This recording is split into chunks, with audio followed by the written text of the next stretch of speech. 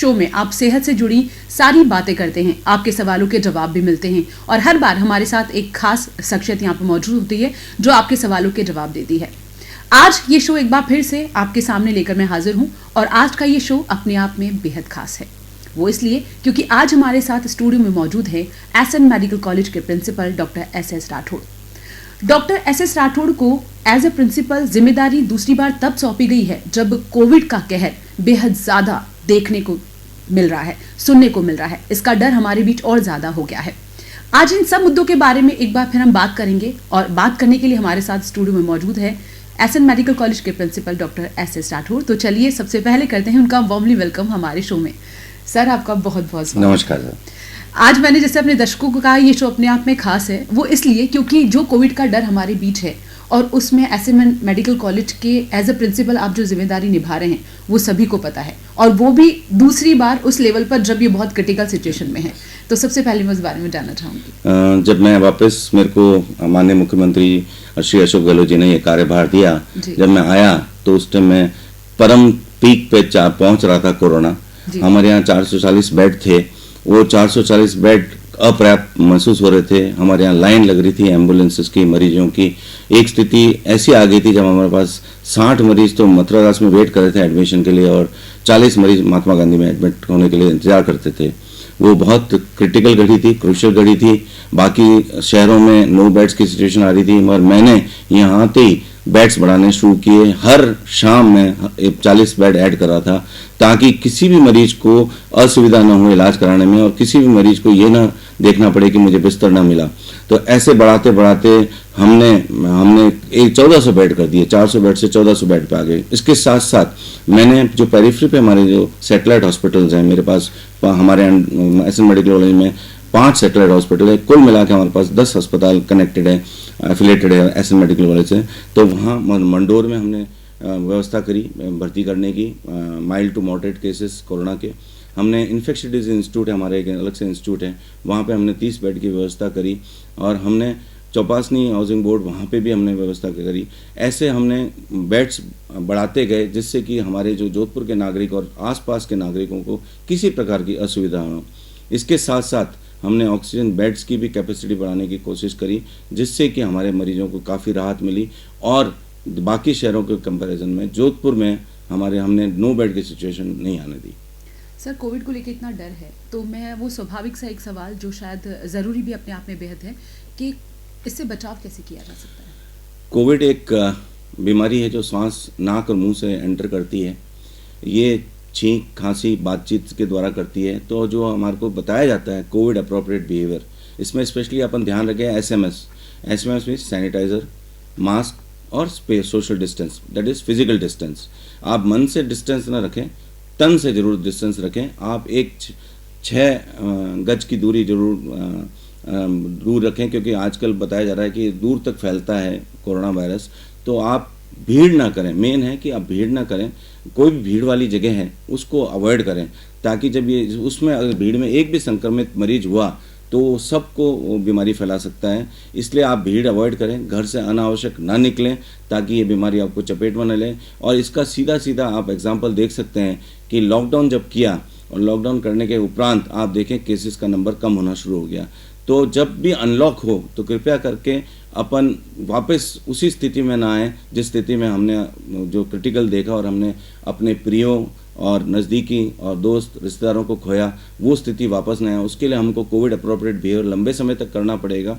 इसके साथ साथ हमें वैक्सीनेशन भी कराना पड़ेगा क्योंकि वैक्सीनेशन ही बचाव है। इसका इलाज तो अस्पतालों में होता है मगर ये जो जंग है ये समाज में लड़ी जाएगी। समाज में ऐसे कि समाज में जो लोग हैं, जो जनता है, वो अपना को कोविड अप्रोप्रिएट बिहेवियर का ध्यान रखें और उसके साथ साथ वैक्सीनेशन समय पर कराएं। सर, एक कॉल ले लेते हैं। हेलो, अच्छा कॉल डिस्कनेक्ट हो गया। मेरा एक सवाल आपसे ये भी है कि वायरल जब लोगों को होता है और अब जब कोविड हो रहा है तो दोनों में ज़्यादा डिफरेंस नहीं होता है और ह्यूमन नेचर है, हम लोग इस चीज़ को जल्दी एक्सेप्ट नहीं कर रहे हैं कि हम कोविड से हैं। तो जस्टिफाई करने के लिए शुरुआती क्या सिम्टम्स होने चाहिए जिससे हम ये मान सके कि हाँ कोविड?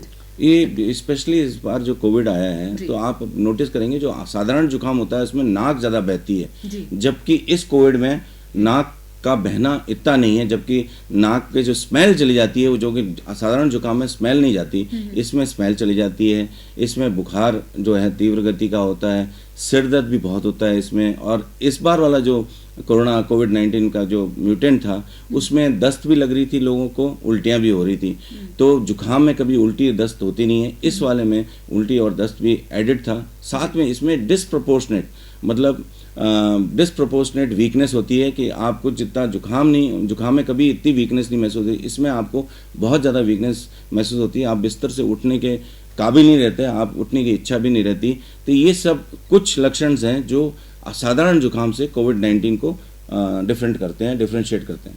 अभी आपने कहा कि मेडिकल कॉलेज में आपने आने के बाद इस बार जब ये इतना पिक टाइम पे था आपने बेड्स की संख्या बढ़ा दी। सर, और हॉस्पिटल में आपको क्या क्या मैनेजमेंट में करना पड़ा कि पेशेंट्स जब आए तो हम पूरी तरह से तैयार रहे? हमने जैसे हमारा जो MCH बिल्डिंग है, मेन कोविड अस्पताल हमने मथुरादास रखा था और गांधी अस्पताल रखा था। तो वहाँ आते ही हमने ऑक्सीजन के सिलेंडर्स, ऑक्सीजन कंसनट्रेट रख दिए थे ताकि आते ही मरीज को ऑक्सीजन मिले, उससे मरीज को तुरंत राहत मिल जाए। उसके साथ साथ हमने दोनों अस्पताल में हेल्प डेस्क रखे, जिससे कि मरीज व अटेंडेंट जो भय से व्याप्त आते थे और उनके कई मन में शंकाएं होती थी, तो वो हेल्प डेस्क उसको दूर करने में सहायक रहता था, गाइड करने में सहायक रहता था। तो वो हेल्प डेस्क काम आता था और उन मरीजों को पहले स्टेबलाइज करते थे वो रिसेप्शन एरिया में, उसके बाद हम वार्ड्स में भेजते थे जहाँ कि उनको उनके ट्रायज करते थे। ट्रायज का मतलब है माइल्ड, मॉडरेट, सीवियर। सीवियर्स को तो हम आईसीयू में भर्ती करते थे, जहाँ उनको वेंटिलेटर की आवश्यकता थी वेंटिलेटर लगाते थे और हमारे पास पर्याप्त मात्रा में वेंटिलेटर थे। और जो माइल्ड होते थे उनको वार्ड्स में भर्ती करते थे। अच्छा, जब शुरुआती दिनों में अभी इतनी खबर आ रही थी कि ऑक्सीजन की कमी हो रही है, पेशेंट से नहीं लिए जा रहे हैं, अब ऑक्सीजन कंसंट्रेटर कितने उपलब्ध हैं मेडिकल कॉलेज? हमारे पास ऑक्सीजन कंसंट्रेटर बहुत पर्याप्त मात्रा में उपलब्ध है।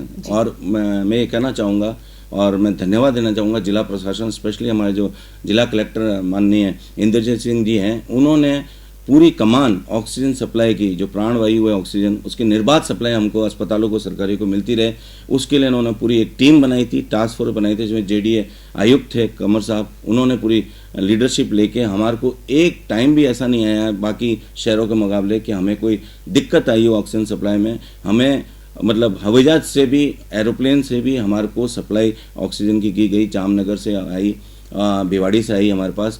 तो हमारे पास एक दिन भी ऐसी क्रिटिकल सिचुएशन नहीं आई जिसमें कि हमको ये फेस करना पड़े कि ऑक्सीजन की दिक्कत है। अच्छा सर, ये जो फर्स्ट स्ट्रेन आया था उसके बाद सेकंड आया, सेकंड में इतना ज़्यादा कॉम्प्लिकेशन दिखा, डेथ केसेस भी बहुत ज़्यादा बढ़े और इसे सीरियस भी माना जा रहा था।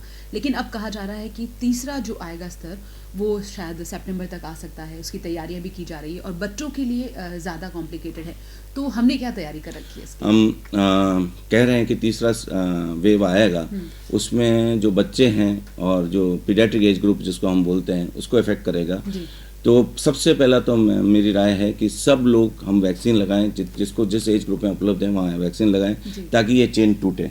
दूसरा है कि पीडियाट्रिक एज ग्रुप के लिए हमें राज्य सरकार द्वारा नीकू दिए गए 90 बेड नीकू, जो कि आईसीयू बेड है, नीकू का मतलब न्यूनेटल इंटेंसिव केयर यूनिट बोलते हैं, उसके 90 बेड हमें मिले जो कि 1.5 महीने में तैयार हो जाएंगे। उसके साथ साथ 60 बेड बड़े मिले हैं जो कि बड़े लोगों के लिए मिले हैं, जिससे कि हमारे जो बड़े लोग भी अगर आ गए, ऐसा है नहीं कि बड़े लोग नहीं आएंगे, बड़े भी आएंगे, उसके लिए 60 बेड कुल मिला के हमको 150 एक्स्ट्रा बेड मिले हैं जो कि ओवर एंड अबव हमारी ऑलरेडी फैसिलिटी थी। तो उसकी तैयारी में हम लगे हुए हैं। इसके साथ साथ हमको पर्याप्त मात्रा में वेंटिलेटर्स मिल रहे हैं, जैसे कि 45 वेंटिलेटर मिलने वाले हैं। अभी कल ही हमारे पास 150 कंसंट्रेटर राज्य सरकार द्वारा प्राप्त हुए हैं। वो 150 कंसंट्रेटर हमारे जितने अस्पताल हैं 10 के 10 में मैंने उनकी संख्या के हिसाब से बांट दिए गए हैं। और जो हमारे पास वेंटिलेटर जो काम में लेते हुए जो थोड़े ख़राब हो गए हैं, उनके लिए सर्विस इंजीनियर को हमने लगा रखा है। तो वो सारे वेंटिलेटर भी हम दुरुस्त कराए हैं ताकि जब थर्ड वेव आए तो हम मुस्तैदी से, तत्परता से तैयार रहें उसको फेस करने के लिए।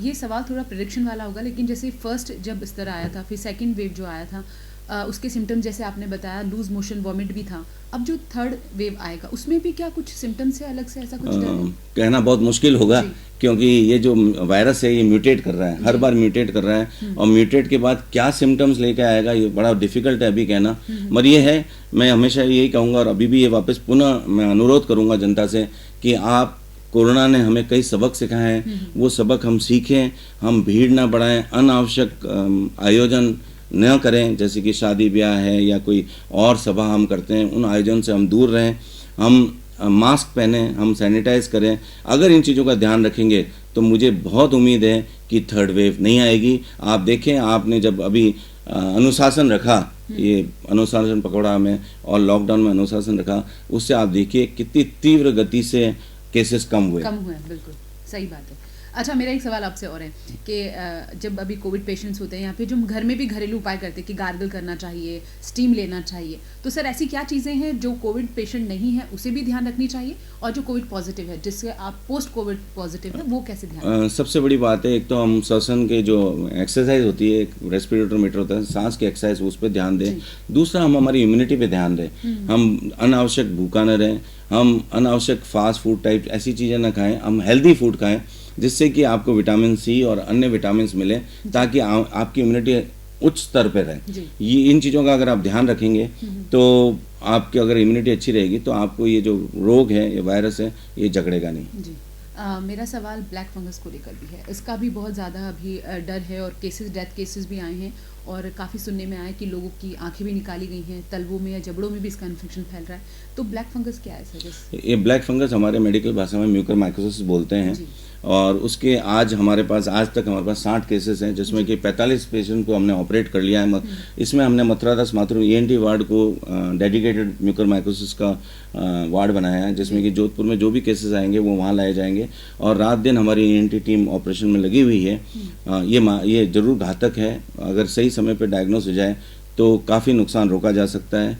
ये हमने जो ऑब्जर्व किया, और आम बाकी जगह भी जो ऑब्जर्वेशन यही रही है कि इनमें से सभी जो मरीज थे वो मोस्टली डायबिटिक थे, तो और उनमें अनकंट्रोल डायबिटीज़ थी, जिसके कारण ये अपॉर्चुनिस्टिक इन्फेक्शन होता है। ये जैसे ही आपकी इम्यूनिटी कम होती है या डायबिटीज़ ज़्यादा हो जाती है तो ये आपके शरीर को जकड़ लेता है। तो हम ये चीज़ एक तो ध्यान रखें कि जब भी कोविड हो या अन्य कोई भी बीमारी हो तो अननेसेसरली हम स्टेरॉइड्स नहीं लें, और हम हमारा डायबिटीज़ को कंट्रोल में रखें। सही कॉल ले लेते हैं। हेलो। हाँ जी, आपका शो में बहुत बहुत स्वागत है। सवाल कीजिए। Good afternoon. मेरा सर से ये सवाल है कि मेरे दादा दादी है, जैसे 70+ है जी, उनके वैक्सीनेशन करवाया। वैक्सीनेशन करवाने के बाद एकदम उनकी खुशबू चली गई और टेस्ट चला गया, मुंह का स्वाद चला गया जी। तो ये मतलब टेस्ट करवाया तो वो नेगेटिव आ गए, पर अभी तक स्वाद और खुशबू चली गई है, मतलब 1 महीना हो गया इस बात को। अच्छा, तो इसको हम क्या माने, कोविड से रिलेटेड कोई सिम्टम माने या अलग ये जो वायरस चल रहा है फंगस माने? ऐसा है, वैक्सीन के द्वारा तो ऐसा नहीं होता है। ये हो सकता है कि एसिम्प्टोमेटिक हम बोलते हैं कोरोना के इन्फेक्शन, तो ये जरूर है कि ये एसिम्प्टोमेटिक रहे हों, और ये कोरोना के लक्षण होते हैं कि इसमें जो सुगंध की और जो खुशबू की लॉस हो जाती है। तो और RT-PCR जो टेस्ट कराते हैं उसमें 80% तो पॉजिटिव आते हैं, 20% हम बोलते हैं फॉल्स नेगेटिव आना, मतलब उनमें कोरोना वायरस तो है मगर वो टेस्ट डिटेक्ट नहीं कर पाता था। तो मेरा यही है कि इनको अब आइसोलेटेड रखें महीने भर तक, और ये जो है सुगंध और खुशबू आना ये समय के साथ वापस आ जाएगी, ये कोरोना के ही लक्षण हैं। अच्छा, इसमें सर एक और सवाल है सर। हाँ बोलिए। सर ये एक मैंने सुना है कि जो ये कोविड होता है ये लंग्स में जाता है, उसकी जगह ये दिमाग की नसों में चला जाता है, इस कारण ये डैमेज कर देता है। ऐसा है कि कोरोना वायरस जो है ना वो पूरे शरीर में फैलता है, और ज़्यादातर ये लंग्स को इफेक्ट करता है, मगर ऐसा नहीं है कि वो अदर ऑर्गन्स को इफेक्ट नहीं करता। रिसर्च में ये पाया गया है और स्टडीज़ में पाया गया है कि काफ़ी ऑर्गन्स को इफेक्ट करता है, और उसमें से प्रमुखता ये लंग्स को इफेक्ट करता है, जिससे कारण निमोनिया होता है, और निमोनिया के कारण मरीज को परेशानी आती है। अच्छा सर, मेरा एक सवाल, आपने जैसे कॉलर को कहा कि समटाइम रिपोर्ट नेगेटिव आती है बट फिर भी कोविड के सही कॉल ले लेते हैं। हेलो जी, आपका शो में बहुत बहुत स्वागत है सर, अपना सवाल कीजिए। मेरा सवाल है, मैं 1.5 महीने से खराब चल रही थी गले में जी, और सही फीलिंग में हो रही थी, तो मैंने कई मसाले वाली चाय दार्जिलिंग वगैरह की और गर्म पानी और ये गिरनार की होती ना जी ग्रीन टी वो यूज किया था अभी, तो मेरे को बिल्कुल नॉर्मल लग रहा है। तो इसके बारे में सब क्या कहेंगे? ऐसा है कि जो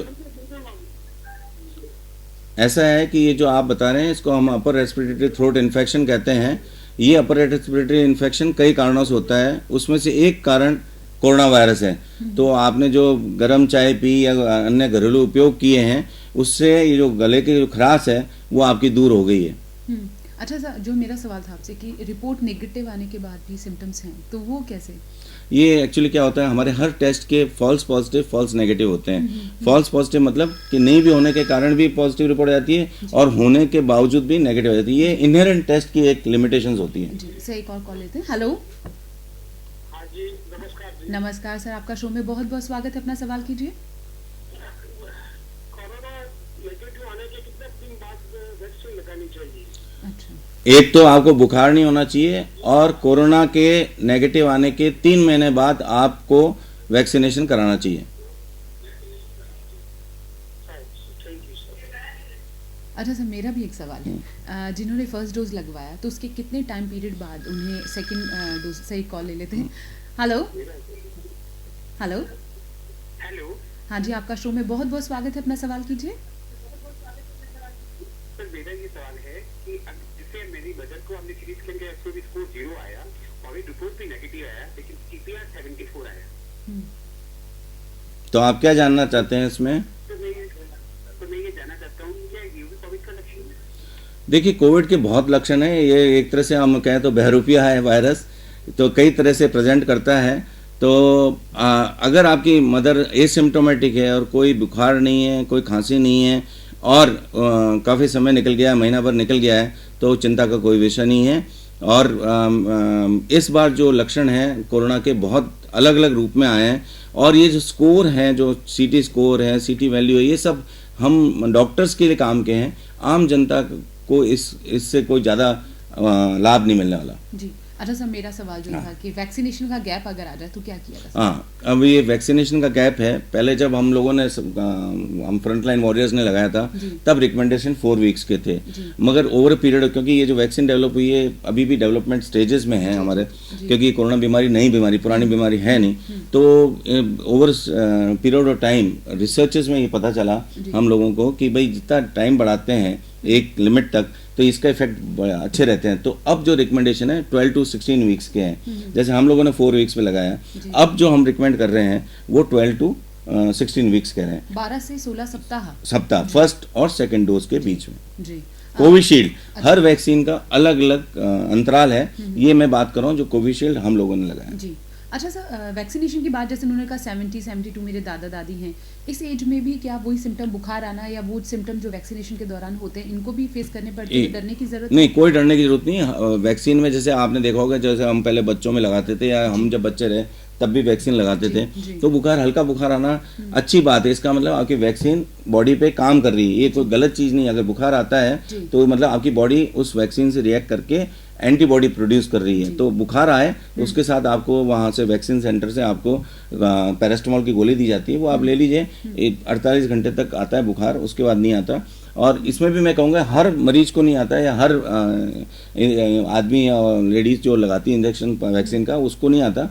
कुछ को ये लक्षण आते हैं जो कि कोरोना के जैसे मिलते जुलते लक्षण होते हैं। मेरा एक सवाल और है, जैसे अभी हम CT स्कैन की बात कर रहे थे, अगर किसी को ये सिम्टम है कि मुझे कोविड के सिम्टम आ रहे हैं, सर्दी जुकाम ही लगा हुआ है या ब्रीथिंग में थोड़ी बहुत प्रॉब्लम हो रही है, और अभी क्या ट्रेंड चल गया, अगर CT स्कैन से जल्दी पता चल जाता है, वी हैव नो पेशेंस, ये हम लोगों का नेचर है, तो हम जल्दी से जाकर CT स्कैन करवा देते हैं दूसरे दिन ही, फिर उसमें स्कोर कम आता है, या बार बार CT स्कैन करवाना, या फिर CT स्कैन कब करवाना, इस चीज़ को कैसे तय किया? मैं हमेशा यही कहूँगा, सबको यही राय दूंगा कि आप अगर बीमार होते हैं तो आप डॉक्टर पे विश्वास रखिए और डॉक्टर से कंसल्टेशन कीजिए, उनसे विचार विमर्श करिए। डॉक्टर्स को उचित लगेगा तो वो HRCT आपको रिकमेंड करेंगे, और HRCT पहले दिन पॉजिटिव नहीं आएगा। HRCT 5-7 दिन बाद उसमें लक्षण दिखने शुरू हो जाते हैं। तो आप अपने स्तर पर HRCT ना कराएं, चिकित्सक से परामर्श लीजिए। चिकित्सक आपको राय दे तो आप जरूर करिए HRCT स्कैन, वो हम चिकित्सक को मदद करता है इलाज करने में और प्रोग्नोसिस प्रेडिक्ट करने में। HRCT में भी इनहेरेंट कुछ डिसएडवांटेजेस हैं, कुछ नुकसान है मरीज को। वो है कि रेडिएशन पे एक्सपोज हो रहे हो आप। एक छाती के एक्सरे में जैसे रेडिएशन होता है उससे कई गुना ज़्यादा HRCT में भी रेडिएशन एक्सपोजर होता है। जी, से एक और कॉल आ गया। Hello hello. हाँ जी सर, आपका शो में बहुत बहुत स्वागत, अपना सवाल कीजिए। मैं पूछ रहा था कि कोरोना में बुखार जरूरी रूप से आता है या नहीं भी आता? नहीं, बुखार जरूर नहीं आया है कोरोना में, इसलिए मैंने कहा कि एसिम्प्टोमेटिक हम जो बोलते हैं, बिना लक्षण के भी कोरोना होता है। कई ज्यादातर लोगों को तो पता ही नहीं चलता कोरोना हो गया, एक भी लक्षण नहीं होता कोरोना का।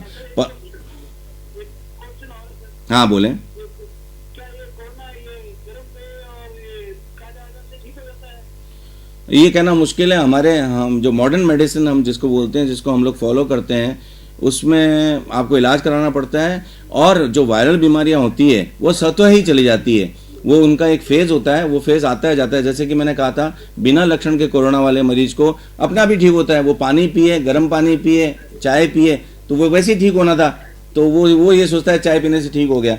ये जो वायरल बीमारियां होती है, आती है और चली जाती हैं। इनमें से 15% हैं जो कि मॉडरेट टू सीरियस होते हैं। इनमें से भी 5% है जिनको कि अस्पताल में भर्ती करना पड़ता है। जी जी। मेरी दर्शकों से एक रिक्वेस्ट है, और मैं बार बार अपने शो के दौरान ये दरख्वास्त करती हूँ कि जब आप हमें फ़ोन करें तो अपने टीवी का वॉल्यूम थोड़ा कम रखिए, ताकि आपकी और डॉक्टर की बात जब भी हो, या हमारे जो गेस्ट आते हैं उनसे जो भी आपकी बात हो या सवाल जवाब हो, वो बेहतर ढंग से आप भी सुन पाए और हम भी समझ पाए कि आप क्या पूछना चाह रहे हैं। अच्छा सर, मेरा एक सवाल आपसे एक और है। आपने अभी जैसे इनको कहा कि ये डिसाइड करना मुश्किल है कि कोविड गर्म पेय पदार्थों या गार्गल से होता है, लेकिन क्या ये फैक्ट है कि 3 दिन वो वायरस गले में रहता है और आप प्रॉपर अटेंशन देते हैं, गार्गल करते हैं, गर्म चीज़ों का सेवन करते हैं, उससे कुछ चांसेस? जो वायरस है वो नाक और गले से ही प्रवेश करता है शरीर में, उसके बाद फेफड़ों में और बाकी जगह पहुंचता है। ये कितने दिन रहेगा, कितने दिन नहीं रहेगा, और क्या चीज़ इस पर इफेक्ट करेगी, अभी पूरा रिसर्च से बाहर आया नहीं है। बट डेफिनेटली है, जो एंटीवायरल ड्रग्स हैं जैसे फेविपिराविर या अपने रेमडेसिविर, ये वायरल एप्लीकेशन को रोकने में मदद करती है। अब गर्म पेय से वो जाएगा नहीं जाएगा, ये अभी रिसर्च का सब्जेक्ट बना हुआ है। अच्छा, मेरा एक सवाल आपसे और है कि रेमडेसिविर की बात आपने कही, ये इंजेक्शन अभी सुर्खियों में बहुत ज़्यादा था। इसका ब्लैक मार्केटिंग होना या गलत तरीके से इस्तेमाल होना, और बहुत ज़्यादा महंगी कीमतों पे ये बिके हैं। तो मैं जानना चाहती हूँ, इस इंजेक्शन की क्या ऐसी इंपॉर्टेंस है जिसकी वजह से इसकी इतनी वैल्यू बढ़ गई? ये रेमडेसिविर इंजेक्शन जब आया मार्केट में आफ्टर रिसर्च, तो ये जो वायरल रेप्लिकेट करता है, जब शरीर में घुसता है तो वायरस रेप्लिकेट करता है, मतलब वायरस अपना नंबर बढ़ाता है, जिसके कारण शरीर को नुकसान होता है। उस रेप्लिकेशन को ये इंजेक्शन रेमडेसिविर रोकता है। ये अर्ली स्टेज में बहुत फायदा देता है, लेट स्टेज में बहुत ज़्यादा अंतर नहीं लाता मोर्टेलिटी में। तो ये जो इंजेक्शन है, ये बीच में कुछ समय के लिए लिमिटेड हो गया था, मगर अब पर्याप्त मात्रा में, अब आप ये सुन भी नहीं रहे होंगे जो आपने बातें कही है ना, अब पर्याप्त मात्रा में, जब शॉर्टेज हुई तो जरूर ये थोड़ी दिक्कतें आई थी, मगर अब पर्याप्त मात्रा में अभी कोई दिक्कत है नहीं। अच्छा, अभी एक ट्रेंड और चला है कि कोविड पेशेंट जो भी होते हैं, जिनके अंदर डायग्नोस हो रहा है या जो इस तरह की सफ़र कर रहे हैं, व्हाट्सएप मैसेजेस में पूरा प्रिस्क्रिप्शन चला जाता है, और अमूमन यही होता है कि 10 में से 7 लोग एक ही प्रिस्क्रिप्शन को फॉलो कर रहे हैं। ये वाकई में जस्टिफाई है या फिर गलत है? मैं ये राय दूंगा, कभी भी कोई प्रिस्क्रिप्शन फॉलो नहीं करना चाहिए। हमें चिकित्सक से सलाह लेनी चाहिए, और चिकित्सक के सलाह के अनुरूप ही हम हमारा इलाज कराएं, ताकि क्या हमें कोई नुकसान ना हो। जी जी, सही कॉल लेते हैं। हेलो जी, आपका शो में बहुत बहुत स्वागत, अपना सवाल कीजिए।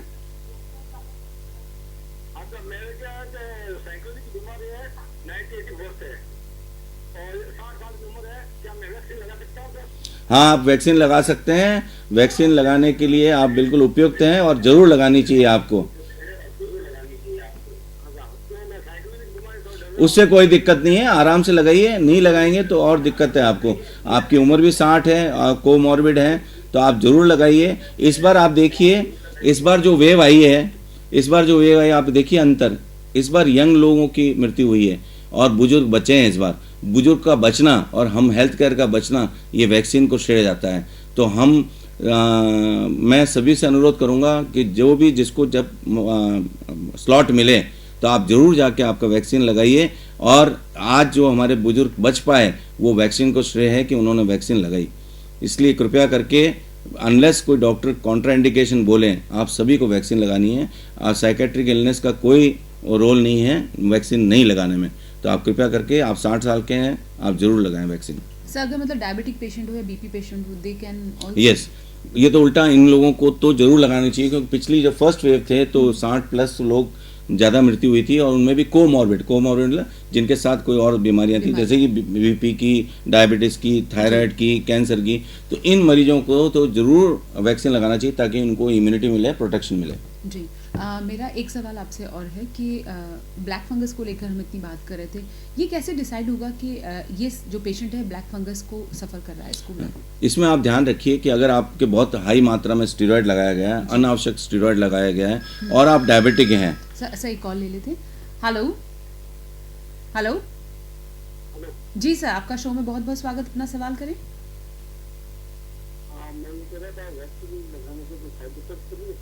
जी कुछ लोगों को, बहुत को नहीं, कुछ लोगों को, माइनॉरिटी ग्रुप को हल्का सा बुखार, सिर दर्द होना, बस यही साइड इफेक्ट आते हैं और कोई साइड इफेक्ट नहीं है।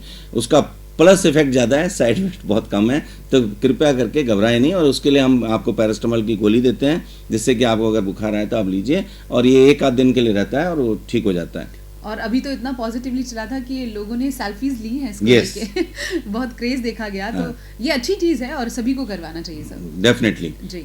हम म्यूकोरमाइकोसिस की बात कर रहे थे, तो अगर हम डायबिटिक हैं, हमारे को आवश्यकता पड़ने पे या अनावश्यक या अधिक मात्रा में हमें स्टेरॉइड दी गई है और हमारा इलाज चल रहा है, उस दौरान अगर दांत में दर्द होना, दांत अगर हिलने लग जाए, मुंह पे स्वेलिंग आ जाए, मुंह पे लालिमा छा जाए, आँख पे लालिमा छा जाए, सूजन आ जाए, सिर दर्द शुरू हो जाए और कहीं पे भी आपको चेहरे पे काला निशान दिखने लग जाए, तो कृपया करके चिकित्सक को दिखाएं, शायद ये म्यूकोरमाइकोसिस हो सकता है। जी, तो सर ये सिर्फ शुगर पेशेंट, जो डायबिटिक पेशेंट है उन्हीं के लिए है या नहीं? ये सबके लिए है, मगर जो हमने अभी तक जितने मरीज देखे हैं उस सभी में हमने देखा है, मोस्टली हमने देखा है कि डायबिटिक थे और उनमें स्टेरॉइड का इलाज हुआ था। तो सर इसमें कितने जो केसेस है सक्सेस रहे हैं, कितनी चांसेस? जैसे अभी बताऊं मैं, हमारे यहाँ 60 मरीज आए थे, उनमें से 45 पेशेंट्स का ऑपरेशन हो गया है और 60 में से केवल 1 की मृत्यु हुई म्यूकोरमाइकोसिस से, बाकी सब ठीक हुए हैं और आज 4 मरीज हमने डिस्चार्ज भी किए। तो इससे घबराने की आवश्यकता नहीं है, मगर समय पर निदान करने की बहुत आवश्यकता है। जैसे ही आपको लगे कि आपके चेहरे पर सूजन आई, दांत हिलना शुरू हो गया है, नाक से खून का रिसाव हो रहा है, आँख के चारों तरफ सूजन आ रही है, ऊपर के जबड़े में सूजन आ रही है, सिर दर्द हो रहा है, तो कृपया करके चिकित्सक को दिखाएं। चिकित्सक ही डायग्नोस कर पाएगा कि ये म्यूकोरमाइकोसिस, यानी कि जिसको ब्लैक फंगस हम कहते हैं, वो है या नहीं है। जी अच्छा, मास्क की बात करते हैं। N95 मास्क एक क्वालिटी ब्रांड मास्क कहा जाता है जो हम सब यूज़ करते हैं, और ये भी कहा जाता है कपड़ों के मास्क भी आप इस्तेमाल कर सकते हैं। क्या कपड़ों के मास्क इस्तेमाल करना उतना ही सेफ है? जैसा कि मैंने कहा, हाथ धोना, SMS मैंने कहा था, sanitiser, mask and social distance. तो सैनिटाइजर में आप अल्कोहल बेस्ड जो सैनिटाइजर हैं वो आप कब यूज़ करना चाहिए? जब आप ट्रैवलिंग में हो, जहाँ पानी का उपलब्धता नहीं हो, वहाँ करिए। साबुन से और पानी से आप धोएंगे वो भी उतना ही इफेक्टिव है जितना सैनिटाइजर। उसी प्रकार से मास्क, जो N95 मास्क ये बने थे चिकित्सकों के लिए, जो हम हाई वायरल लोड एरिया में जाते थे उनको बचाने के लिए हम डॉक्टर्स के लिए उपयोग में लेते थे।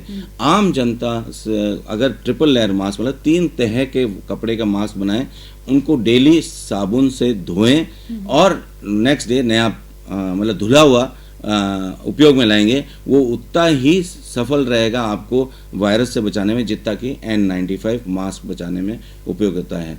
उसके साथ साथ मैं ये कहूँगा, मास्क के साथ सोशल डिस्टेंस इम्पॉर्टेंट है और एक जने का मास्क पहना हुआ उतना इम्पोर्टेंट नहीं जितना दोनों जो हैं, जब आप मिल रहे हो सोशल गैदरिंग में या कहीं पे भी, अगर दोनों ने अगर मास्क पहना है और एक डिस्टेंस रखा है, तो आप 95% चांस है कि आप वायरस से बचे रहेंगे। N95 का मतलब है कि 95% जो है वायरस को नहीं आने देगा। तो आप जब कपड़े का मास्क पहनोगे और डिस्टेंस रखोगे और दोनों पहन के रखोगे, तो भी आपको 95% प्रोटेक्शन है वायरस से। आप जिस फील्ड में आप काम कर रहे हैं वो कोविड का एक सबसे एक्टिव पेस माना जाता है, तो मैं जानना चाहूँगी, जब आप घर जाते हैं तो फिर आप किन चीज़ों का सबसे ज़्यादा ध्यान रखते हैं? सबसे पहले तो जो हमारे कपड़े हैं उनमें शायद वायरस हो सकता है, तो वो हमको घर में कैरी नहीं करने चाहिए। उनको फिर साबुन में, क्योंकि ये वायरस जो है इसकी फैट की लेयर है, तो साबुन से जैसे ही टच में आता है ये ख़त्म हो जाता है। तो कपड़ों को जो आपने पहने हैं उनको आप डिस्ट्रॉय करें। प्लस जो हम वर्क प्लेस होते हैं वहाँ पर हम प्रोटेक्शन रखते हैं, उसके लिए सरकार द्वारा हमको PP किट अवेलेबल कराया गया है। तो वो PP किट पहन के हम हाई वायरल लोड एरिया में जाते हैं और उसको प्रॉपर तरीके से हम डिस्कार्ड करते हैं, और वो बायोमेडिकल वेस्ट होता है, उसके लिए अलग प्रक्रिया है उसको डिस्ट्रॉय करने की, ताकि ये समाज में और जनता में ना जाए। तो ये सब हम ध्यान रखते हैं, उसके कारण परिवार बचा भी रहता है। उससे बड़ा मैंने कहा है हमने वैक्सीनेशन कराया है और हमारी जो धर्मपत्नी है उनका भी मैंने वैक्सीनेशन कराया है। तो वैक्सीन ही बचाएगा, वैक्सीन ही चेन तोड़ेगा, वैक्सीन भी वापस स्वर्णिम दिन लाएगा। जी अच्छा, वैक्सीन क्या एक 100% गारंटी है कि कोविड होगा नहीं, या फिर कोविड जब आप पर अटैक करेगा तो वो उस लेवल पर नहीं करेगा वैक्सीन लगने से? 100% साइंस में कुछ नहीं होता। हाँ, ये जरूर है, कोविड वैक्सीन लगेगी तो और आप मैं माफी चाहूंगी सर, यहाँ पे अब गारंटी बंद होगी वैसे। हाँ, आजकल वारंटी चल रही है तो वो उसी प्रकार से हमारे बायोलॉजी या मॉडर्न मेडिसिन में 100% किसी भी चीज़ में होना थोड़ा असंभव सा जैसा रहता है। जो वैक्सीन है वो आपको प्रोटेक्शन देती है, जैसे कि हेलमेट आप ड्राइव करते हो स्कूटर तो प्रोटेक्शन देता है। वैक्सीन आपको 80%, डिफरेंट रेंजेस है डिफरेंट वैक्सीन के, तो 80 से 90% तक वैक्सीन आपको प्रोटेक्ट करती है इस कोविड बीमारी से, 19 बीमारी से। दूसरा, अगर खुदा ना खास्ता अगर ये बीमारी हो भी जाती है तो इससे आपकी मृत्यु नहीं होगी, ये कम लक्षण के साथ ये आके चला जाएगा। मैं आपको बता रहा हूँ, इस बार का हमारा ऑब्जर्वेशन रहा है, हेल्थ वर्कर पिछली बार भी बीमार हुए थे कोविड से, हमारे फ्रंट लाइन वर्कर्स, मगर उनको भर्ती भी करना पड़ा, काफ़ी सीरियस भी हुए। मगर इस बार हमारे जो हेल्थ वर्कर हैं, लकीली हमें हमारे कॉलेज में भर्ती नहीं करना पड़ा, और इस बार हमारे जो एसएन मेडिकल कॉलेज संबंधित जो चिकित्सक है, फ्रंट लाइन वर्कर, उनमें हमने लकीली मृत्यु नहीं देखी। तो ये सब हमारे को एडवांटेज मिला वैक्सीन से, क्योंकि सरकार ने हम फ्रंट लाइन वर्कर्स को, हेल्थ वर्कर्स को सबसे पहले प्रायोरिटी पे वैक्सीन कराया था, जिसका कि इस सेकेंड लेयर में हमको एडवांटेज मिला। अगर हमको थर्ड लेयर रोकनी है, थर्ड लेयर में एडवांटेज लेना है, तो कृपया करें जब आपका नंबर आवे आप सभी वैक्सीन कराएं। उसी से हम चेन तोड़ पाएंगे, उसी से हम पुनः नॉर्मल ज़िंदगी की तरफ जा पाएंगे। और मैं आपको एक और चीज़ बताता हूँ, मॉडर्न मेडिसिन जो हमारी है, इसने स्मॉल पॉक्स, हम जब छोटे थे हमको स्मॉल पॉक्स वैक्सीन लगाते थे, आज के जो बच्चे पहचानते भी नहीं होंगे, इस स्मॉल पॉक्स को बड़ी माता बोलते थे, आज संसार से इरेडिकेट हो गई, मतलब संसार में कोई एक केस नहीं मिलता। एक दूसरी बीमारी जो वायरल थी, ये वायरल थी, दूसरी वायरल बीमारी पोलियो है, इसको भी मॉडर्न मेडिसिन ने पोलियो की ड्रॉप्स पिला पिला के पूरे संसार से इरेडिकेट कर दिया है। आप देखिए अब पोलियो के मरीज हमें नहीं देखते। तो ये सक्सेस स्टोरी है वैक्सीन्स की, इसी सक्सेस स्टोरी की कंटिन्यूएशन होगी कोविड। इस कोविड को भी खात्मा करने के लिए ये वैक्सीन ही काम आएगी, इसको रोकने में भी वैक्सीन काम आएगी। किसी बनी हुई चीज़ को ले लेना या उस पर हक जताना या उस पर काम करना कोई बड़ी बात नहीं, लेकिन बिगड़ी हुई चीज़ को संवारना सबसे बड़ा चैलेंज होता है। आप जब इस पद पर आए उस वक्त कोविड का जो टेरर था, मैं कह रही हूँ हम जेन्युइन जो पर्सन्स हैं, हम लोग भी इतना डरे हुए थे घर में कि कब घर से बाहर निकला मुखिया इस कोविड को लेकर घर में आ जाए और हालात बदल जाएंगे, वो डर हम सबके अंदर था। उस वक्त आपने क्या चीज़ें सोची कि मुझे इन पर काम करना चाहिए? सबसे बड़ा था कि मुझे ये देखना था कि जो हमारे जो जनता है उनमें उनको कैसे हम मेडिकल रिलीफ दें, सबको इलाज मिले, सबको बेड्स मिले, उसके लिए हम रात दिन लगे रहे। कई रातें हमने बिना नींद के बिताई, और हमारे जो चिकित्सक हैं, मेरी पूरी टीम है, मैं उनको श्रेय देता हूं कि वो रात दिन लगे रहे जनता की सेवा में, जिसके कारण हमारी के नो बेड की सिचुएशन नहीं आने दी। हमारे सभी मरीजों को हमने जहां तक भरसक प्रयास किया कि हम उनको बेड दे पाएँ, उनको आईसीयू दे पाएँ, हम वेंटिलेटर दे पाएँ, और सबका सहयोग मिला और भगवान का सहयोग रहा कि हम सब इस सेकेंड वेव को भी राजस्थान में सफलतापूर्वक निपट सके, जीत सके।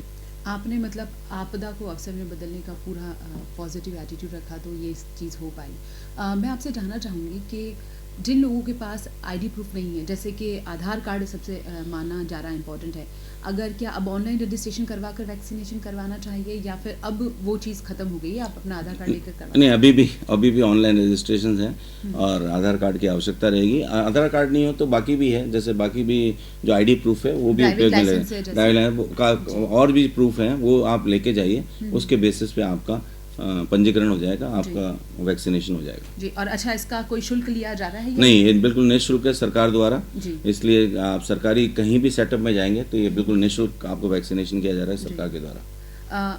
अगर हेल्दी रहना है, कोविड से बचना है, तो diet, protein diet, healthy diet जी, बैलेंस डाइट आपको लेनी पड़ेगी, जिसमें कि शाकाहारी भी हो और वेजिटेबल्स भी हों, फ्रूट्स भी हों। हम अवॉइड करें फास्ट फूड, हम अवॉइड करें प्रिजर्व फूड्स। आजकल प्रिजर्व फूड्स का बहुत शौक है बच्चों को और यंग एडल्ट्स को। और फ्रोज़न फूड्स का बहुत शौक है, तो इन चीज़ों का अपन अवॉइड करें। फ्रेश वेजिटेबल्स लें, फ्रेश फ्रूट्स लें और फ्रूट्स लें, तो इससे बच सकते हैं। सर, जब पहला कोविड आया था उस वक्त ये होता था कि सब्जियों को धोने के लिए आप स्पेशली कुछ केमिकल्स यूज़ कीजिए, सब्जियों को 2-4 बार धोइए, लेकिन जो फ्लो उस वक्त था अब मतलब उससे ध्यान हट चुका है, लोग सब्जी वापस हुई, तो क्या वाकई में तब्दीली आ गई है ऐसा कुछ? हाँ, ये बेसिकली अब एयरबोर्न वायरस है, और वेजिटेबल फ्रूट्स को अपन जो साधारण अपन धोते हैं, जो गृहिणियाँ धोती हैं, उसको सफाई रखती है, उतना काफ़ी पर्याप्त रहता है ये। अच्छा, फिर उसके बाद जब कुकिंग होती है तो उसमें हीट लगती है कुकिंग से, तो उससे भी जो बैक्टीरिया हैं, जो कीटाणु हैं, विषाणु हैं, वो नष्ट होते हैं। अच्छा, कि जो एक्सरसाइज करते हैं, योगा करते हैं, कोविड उनको कम परेशान करता है, ये बात सच है? फिट पेशेंट, फिट बॉडी कोई भी आप अगर आप जैसे कहते हैं, देश अगर सबल है, देश में अगर स्ट्रेंथ है तो बाहरी आक्रमण नहीं होता। उसी प्रकार से शरीर अगर स्ट्रेंथन है, और अगर एक्सरसाइज कर रहे हो, आप फिट हो, आपको कोई बीमारी नहीं है, तो आपको कोई भी कीटाणु या जीवाणु या विषाणु अटैक नहीं कर सकता, आप पे विजय नहीं प्राप्त कर सकता। लेकिन मेरा सवाल यहाँ पे यही है कि फिट कैसे रहा जाए अगर जिम बंद है और जन अनुशासन पखवाड़ा चल रहा है, पुलिस का पहरा बार है, तो एक व्यक्ति घर में रह के भी फिट रहें, योगा करें, आप घर में भी एक्सरसाइज कर सकते हैं। और अगर आपको ध्यान हो, हम जब स्कूल में होते थे, पीटी परेड होती थी हमारे ज़माने में, तो ना तो जिम था ना कुछ था, तो पीटी परेड हमसे कराते थे। वो एक्सरसाइज सिंपल एक्सरसाइज होती थी। These simple exercise you can practise at home and do it. Is not necessary to go everybody to go and do gym exercises. आप घर में रह के साधारण एक्सरसाइजेस करें, फिट रहिए, खाना अच्छा खाइए और पर्याप्त नींद लीजिए। Rest is also important. ये नहीं कि आप अंडर रेस्ट भी होंगे तो भी आपका शरीर वीक होगा। मेरा एक सवाल और है कि अभी कल या परसों न्यूज़पेपर में आया था कि एक पेशेंट का स्कोर 24 था और उन्होंने इसे बहुत बेहतर ढंग से रिकवर किया और अब वो घर जा चुके हैं। तो आत्मविश्वास होना या फिर स्ट्रेसफुल ना रहना कोविड पेशेंट के लिए कितना ज़्यादा बहुत ज़रूरी है। To remain positive is very important, to keep your spirits very high is very important. हमारे यहाँ भी एक रिसेंटली अभी 25/25 का समझिए आप स्कोर का मतलब कि पूरी लंग दोनों तरफ की इफेक्ट हो गई है, वो भी ठीक हो गया है। डिप्रेस पेशेंट और जो मोटिवेटेड नहीं है या जिसके स्पिरिट्स लो हैं, उस पे वायरस आक्रमण ज़्यादा करेगा, उससे वायरस से नुकसान ज़्यादा होगा। इसलिए आप keep your spirits high, be positive, you will gain and you will regain. अच्छा, ये भी कहा जा रहा है कि जब कोविड पेशेंट होता है, मतलब जिसकी डेथ हो जाती है, उस केसेस में क्या होता है कि उनकी जो लंग्स है वो बहुत ज़्यादा जल्दी इन्फेक्टिव हो जाते हैं, 2 दिन या 3 दिन में। क्या ये इफेक्ट है, इतनी जल्दी हो जाता है? जो डेड बॉडी है उसको हम लोग प्रॉपरली रैप करके देते हैं, उसका क्रिमेशंस अकॉर्डिंग टू कोविड गाइडलाइंस के अकॉर्डिंग होना चाहिए। वो अभी रिसर्चेस चल रहे हैं कितनी इन्फेक्टिविटी रहेगी, कितनी नहीं रहेगी, मगर this bodies can not be handle as routine and rituals के साथ हम करते थे पुराने ज़माने में। सही, कॉल ले लेते हैं। हेलो हेलो, हाँ जी, आपका शो में बहुत बहुत स्वागत। अपना सवाल करें। हाँ, मैं जोधपुर से मीरा बोल रही हूँ। जी, 44 ईयर्स से जी। और मैं ये पूछना चाहती हूँ, अभी कुछ दिन पहले मेरे स्वाद और स्मेल चले गए एकदम से। अच्छा। और कुछ नहीं हुआ, मुझे स्वाद और स्मेल चले गए। तो अब उस बात को 15 दिन हो गए, अभी तक कुछ ऐसा हुआ नहीं, ना स्वाद है ना स्मेल है। तो ये क्या कोरोना के लक्षण है? हाँ, ये कोरोना के लक्षण है। मैंने पहले भी एक और कॉलर को ये कहा था कि एसिम्प्टोमेटिक होते हैं पेशेंट कोविड के। बाहर गई ही नहीं, मैं तो घर में ही थी। वाजिब बात है आपकी, मगर कोई ना कोई तो आपके घर में आया होगा। परिवार के सदस्य, दूध वाला, चाय वाला, अखबार वाला, सब्जी वाला, कहीं ना कहीं तो हम संपर्क में आएंगे। ऐसा हम सब सामाजिक प्राणी हैं, कहीं ना कहीं हम समाज से इंटरेक्ट तो करेंगे ही, है ना। तो ये वायरस आता है तो आपको कोई घबराने की ज़रूरत नहीं है। आप उल्टा लकी हो कि आपको asymptomatic, most probably asymptomatic corona हुआ है, जिसमें कि आपके जो सुगंध चली गई, और ये जो है ये महीना 1.5 महीने में वापस आ जाएगी आपके, जैसे पूरे आपका शरीर स्वस्थ हो जाएगा। हाँ, वो आप विटामिन सी और जिंक लीजिए और सांस की एक्सरसाइज करिए, डीप ब्रीदिंग एक्सरसाइज होती है वो करिए, तो इससे आप रिकवर कर जाएंगे। वैसे भी आप लकी हैं कि आपको एसिम्प्टोमेटिक कोविड हुआ है। कॉल करने के लिए शुक्रिया। मेरी ठीक है वैसे, मतलब मेरे से किसी को हो तो नहीं सकता ना, बच्चे और आपको कम से कम आपके लक्षण से ये जो सुगंध गई है उससे कम से कम महीना भर तो आप दूरी बनाए रखें। उसके बाद भी आप कोशिश करें कि मास्क पहन के रहिए जब भी आप किसी से इंटरेक्ट करें। कॉल करने के लिए शुक्रिया मीरा।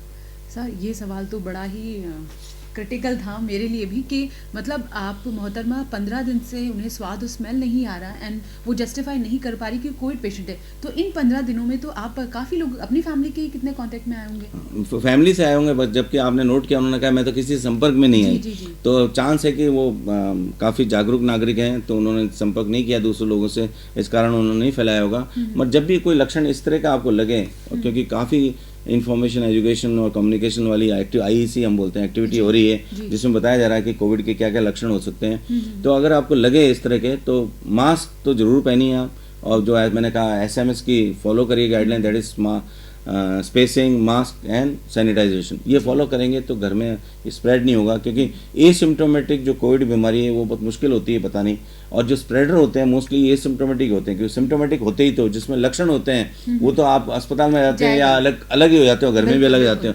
ये जो एसिम्प्टोमेटिक होते हैं यही तो स्प्रेड करते हैं, इसलिए तो हम कहते हैं कि मास्क पहनिए जब भी आप भीड़ भाड़ में जाएं, जब भी घर से बाहर निकले मास्क पहनिए, क्योंकि जो आपसे मिल रहा है उसको भी नहीं पता कि उसको कोविड के लक्षण है, तो आपको मास्क ही बचाएगा, मास्क आपका प्रिवेंशन है। उसके साथ साथ अगर आप वैक्सीनेटेड हो गए तो वो डबल प्रोटेक्शन हो जाएगा। So you have double safety by taking the mask and vaccine. Vaccine होने का मतलब ये नहीं कि हम कोविड अप्रोप्रिएट बिहेवियर दूर कर दें, कोविड अप्रोप्रिएट बिहेवियर तो हमको रखना पड़ेगा और मास्क भी पहन के रखना पड़ेगा, क्योंकि जैसा आपने पूछा था और मैं फिर बता रहा हूँ, वैक्सीन से आपको गंभीर बीमारी नहीं होगी, आपको इन्फेक्शन हो सकता है कोविड का और आप दूसरों को फैला सकते हो इन्फेक्शन, बिकॉज आप एसिम्प्टोमेटिक बनोगे, है ना, एसिम्प्टोमेटिक कोरोना का इन्फेक्शन होगा आपको या माइल्ड सिम्टम्स का होगा, तो आप दूसरों को फैला सकते हैं। इसलिए मास्क का जब तक कि ये कोरोना चल रहा है, जब तक कि इसकी वेव चल रही है, और आने वाले समय में भी आपको mask, social distancing and sanitiser, SMS का पूरा पालना करनी पड़ेगी। अच्छा, जैसे मीरा ने कहा कि 15 डेज हो चुके हैं, तो क्या 15 दिन के बाद, और आपने जैसे उन्होंने कहा कि मे भी ये कोविड के सिम्टम हैं, क्या उनको जाके कोविड टेस्ट करवाना चाहिए? नहीं, कोविड टेस्ट कराने से कोई फायदा नहीं होगा। बस ये है कि 1 महीने तक ये थोड़ा ये रखें, SMS की पालना करें, जो कि डिस्टेंसिंग रखें, घर में थोड़ा सा अलग रहें, ताकि और किसी को ये सिम्टम, क्योंकि वायरस फिक्स पीरियड के लिए नहीं रहता, इट टेक्स टाइम। तो महीने भर में वायरस यूजली तो 14 दिन में चला जाता है, मगर अपन डबल सेफ्टी रखेंगे। क्वारंटाइन पीरियड 14 दिन इसलिए रखा है ना, तो अपन डबल सेफ्टी रखेंगे तो चांस है कि हम किसी को स्प्रेड नहीं करेंगे। अच्छा, कभी ऐसा भी होता है कि एक ही घर के 3-4 पारिवारिक सदस्य हैं और एक को कोविड है और 2 को कोविड है और तीसरे को नहीं है, ये भी सुनने में आता है कि ऐसा भी होता है, तो ये कैसे संभव है? ये एक तो है कि वो चौथा जो है या पांचवा जो है वो जरूर इन्फेक्ट हुआ होगा और वो सिम्टोमेटिक रह गया होगा। अच्छा। एक तो ये है, हाँ। एक क्योंकि मैंने आपको बताया ना कि मतलब majority of the patients of COVID are asymptomatic, है ना, और 15% माइल्ड होते हैं और उनमें से 5% जो होते हैं सीरियस होते हैं, है ना, और उनमें से 1% की मृत्यु होती है। तो इस तरह से चलता है। तो एक तो ये है कि वो माइल्ड एसिम्प्टोमेटिक, दूसरा वो स्वस्थ शरीर है, उनकी जीन स्ट्रांग है, तो उनको कोविड घेर नहीं पाया, वो फिट पेशेंट्स थे या वो वैक्सीनेटेड थे, तो उनको इन्फेक्शन नहीं हुआ। जी, एक और कॉल है। हेलो, हाँ जी, आपका शो में बहुत बहुत स्वागत है। अपना नाम बताएंगे आप? मेरा नाम प्रेम। जी हाँ, अपना सवाल कीजिए। डॉक्टर साहब से पूछना है कि दोनों फेफड़ों के बीच में दर्द होता है, तो क्या ये कोविड का लक्षण है? को फेफड़ों के बीच में दर्द होने के बहुत सारे कारण होते हैं। एक कारण कोविड भी हो सकता है, जरूर नहीं कि कोविड ही हो, पर एक कारण कोविड में भी ऐसा होता है। बाकी बहुत सारे बीमारियां होती है जिसमें कि ये लक्षण, इसलिए मैं कहा कि कोविड ऐसा रूप में आया है, ये बहुत बहुरूपिया है, हर रूप में इसने अपने आप को दिखाया है। हर रूप मतलब हर तरह के लक्षण इस कोविड बीमारी में चिकित्सकों को देखने को मिले। तो आपको अगर लग गए कि बहुत समय से ये दर्द हो रहा है, तो आप चिकित्सक से जरूर परामर्श लीजिए, तो वो आपको गाइड कर पाएंगे। अच्छा सर, जिसे एक बार कोविड हो चुका है, एक और कॉल है। हेलो, हाँ जी, शो में बहुत बहुत स्वागत है आपका। अपना सवाल कीजिए। मैंने पहला इंजेक्शन 8 अप्रैल को लगाया था, आपको कोविशील्ड लगा था या कोवैक्सीन लगा था, उस पर डिपेंड करेगा। अगर कोविशील्ड है तो 12 से 16 हफ्ते में लगेगा, और ज्यादातर अपने यहाँ कोविशील्ड लगाए। और वैसे सर, जिन्हें भी वैक्सीन लगाए उनको सर्टिफिकेट दिया जाता है और डेट एक्सपेक्ट की जाती है कि नेक्स्ट डेट कब होगी। तो अगर आपने फर्स्ट वैक्सीन लगवाया है तो आपको एक रिपोर्ट दी गई होगी, एक सर्टिफिकेट जिसे कहते हैं कि आप पहले लगवा चुके हैं, उसमें उसकी अनुमानित दूसरी डेट दी रही होती है। अच्छा सर, मेरा एक सवाल और है, जो भी कोविड पॉजिटिव हो चुके हैं कितने टाइम बाद चांसेस रहता है कि वापस कोविड पॉजिटिव हो सकते हैं, या चांस खत्म हो जाते हैं एक ही बार है? नहीं, कह नहीं सकते। हमने मरीज देखे हैं जो दो बार कोविड पॉजिटिव हुए हैं और वैक्सीन के बाद भी पॉजिटिव हो सकते हैं, तो ऐसा कह नहीं सकते कि कोविड पॉजिटिव वापस नहीं होगा। कोविड एक बहरूपिया, और आज नया नाम मिल गया कि कोविड एक बहरूपिया। हेलो हेलो मैम, मैं वापस मीरा ही बोल रही हूँ। जी, मुझे सवाल और पूछना है डॉक्टर से। जी, मुझे ये पूछना है कि जैसे 1 मई को मुझे सिम्टम्स हुए थे जो स्वाद और सुगंध वाले, अभी मेरे ठीक है, तो अब मैं वैक्सीन कब लगवा सकती हूँ? 3 महीने पे आप लगा दीजिएगा। 3 महीने पे आप लगा सकते हैं, और नहीं लगा सकते हो? आप लगा सकते हैं, मगर कोविड के बाद 3 महीने का रिकमेंडेशन है। और फिर भी अगर आपको बहुत साइंटिफिक होना है तो अपन एंटीबॉडी मेजर कर सकते हैं, क्योंकि जरूरी नहीं कि कोविड के बाद आपकी एंटीबॉडी बनी हो। तो हम लोग क्या करते हैं, फिर एंटीबॉडी टेस्ट कराते हैं। अगर एंटीबॉडी नहीं बनी है तो आप तुरंत लगवा सकते हैं वैक्सीन, अन्यथा रिकमेंडेशन है 3 मंथ्स।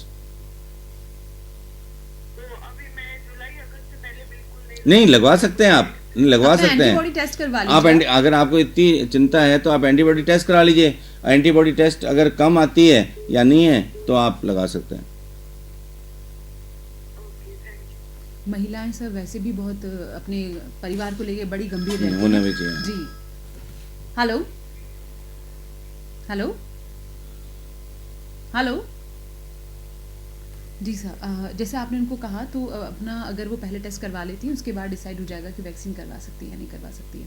अच्छा, मेरा एक सवाल आपसे और है कि वैक्सीन को लेकर इतनी ज़्यादा भ्रांतियां भी फैली है, डर भी बहुत फैला है, और अभी तो इनकेस के गाँवों में बहुत ज़्यादा इसे लेकर भय व्याप्त था कि भाई वैक्सीन नहीं करवानी, या फिर गाँव वाले ये चाहते कि एक श्योरिटी दी जाए कि इसको लगाने के बाद कोविड नहीं होगा, और अभी कोविड के केसेस ज़्यादा गाँवों में आ रहे हैं, ऐसा क्यों? पिछले वेव में शहरों में इन्फेक्शन बहुत फैला था और गाँवों में नहीं।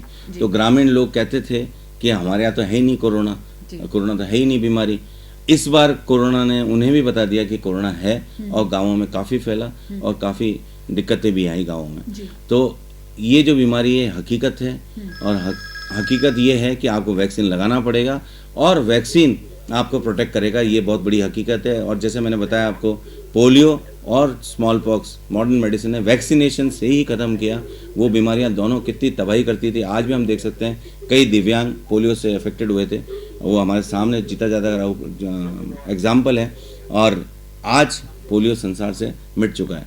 तो ये वैक्सीन ही कोरोना को ख़त्म करेगा, यही मेन हथियार होगा कोरोना को जीतने के लिए। एक और कॉलर है। हेलो, हाँ जी सर, आपका शो में बहुत बहुत स्वागत। अपना नाम बताएं। मेरा नाम नरेश व्यास है। जी सर, से बोल रहा हूँ। जी, मेरी उम्र है 47। मैं डायबिटीज का पेशेंट हूँ, लेकिन मैंने दोनों डोज लगा दी। अब मेरे को कोरोना का 10 से कितना खतरा है? ऐसा है कि आपको मैंने अभी यही बता रहा था जिस टॉक में, कि कोविड अप्रोप्रिएट बिहेवियर का तो पूरा ध्यान रखना पड़ेगा। आप डायबिटिक हैं तो आपको संक्रमण होने का खतरा हमेशा रहता है। कोई भी संक्रमण है, वैक्सीन एक हेलमेट की तरह है, आपको प्रोटेक्ट करेगी, मगर अगर आप कोविड अप्रोप्रिएट बिहेवियर नहीं रखेंगे तो ऐसा नहीं है कि आपको 100% बचाएगी।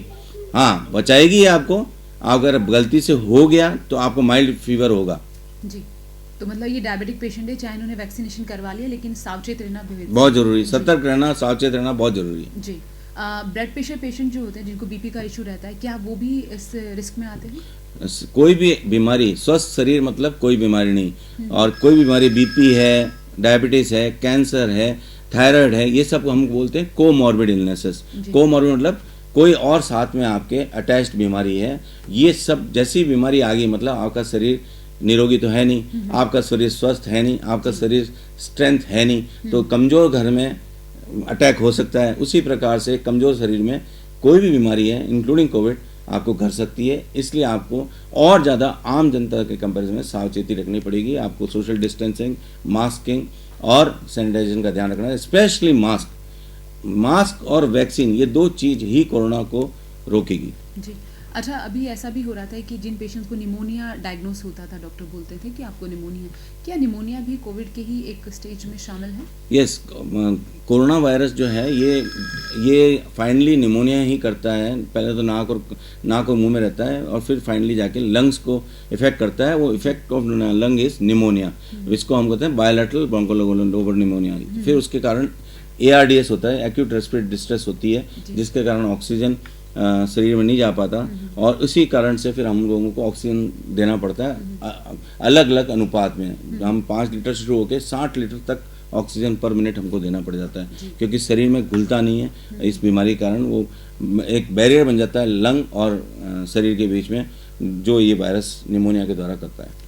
अच्छा, आप जिस पद पर कार्य कर रहे हैं और उसी तरह और भी चिकित्सा के और इतने सारे फील्ड्स हैं जहाँ पे सभी रिस्पॉन्सिबल वर्क कर रहे हैं, चाहे हमारे कलेक्टर साहब हों, आप सभी अपना काम कर रहे हैं। जोधपुर के दर्शकों से या फिर जहाँ भी लोग रहते हैं और कोविड को फेस कर रहे हैं, आप अपनी तरफ से 100% मेहनत कर रहे हैं।